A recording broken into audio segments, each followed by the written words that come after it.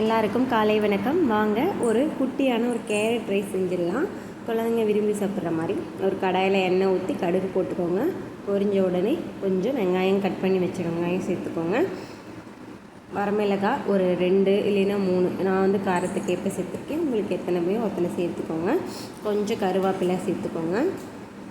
நல்லா பொன்னிறமாக ஆகிற வரைக்கும் நல்லா வதக்கி எடுத்துக்கோங்க.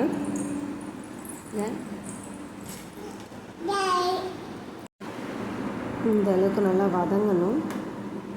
எனக்கு தெரிஞ்சு இதுக்கு வந்து கொஞ்சமாக நெய் கூட சேர்த்துக்கோங்க. நான் நெய் சேர்க்கலை, நீங்கள் நெய் இருந்தால் சேர்த்துக்கோங்க. கொஞ்சம் மஞ்சள்தூள், காரத்துக்கு கலருக்காக கொஞ்சம் காஷ்மீர் சில்லி சேர்த்துருக்கேன்.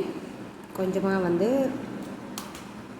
இதுக்கு லைட்டாக கரம் மசாலா சேர்த்துருக்கேன். வேறு எந்த ஒரு பொருளும் சேர்த்து வேணால் கொஞ்சம் கரம் மசாலாவும் நான் வீட்டில் அரைச்சி வச்சுருந்து பிரியாணி மசாலாவும் லைட்டாக சேர்த்துருக்கேன். அது கொஞ்சம் ருசியாக இருக்கிறதுக்காக தான். நம்ம துருவி வச்ச கேரட் ஒரு 4-5 கேரட் துருவி வச்சுருக்கேன். அதுக்கேற்ற உப்பு நல்லா போட்டு வதக்கி எடுத்துக்கோங்க. நல்லா வதக்கிக்கோங்க. தண்ணியெல்லாம் சேர்த்துறாதுங்க. தண்ணி சேர்த்திங்களா நொதன்னு ஆயிரும். இப்போ கொஞ்சம் நல்லா வெந்ததுக்கப்புறம் கொஞ்சம் தேங்காய், நம்ம துருவி வச்சுருந்த தேங்காய் சேர்த்துக்கலாம்.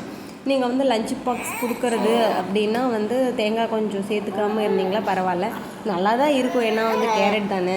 இந்த அளவுக்கு நல்லா வதக்கி எடுத்ததுக்கப்புறம் பலன்னு நான் சாப்பாடு 2 விசில் மட்டும் விட்டு குக்கரில் இந்த அளவுக்கு எடுத்து வச்சுருக்கேன். பாருங்கள், அதை இதில் இந்த அளவுக்கு சேர்த்துருக்கேன். இதில் சேர்த்துக்கோங்க. நல்லா கிண்டி விட்டுக்கோங்க. அடியில் எடுத்து விட்ட மாதிரி.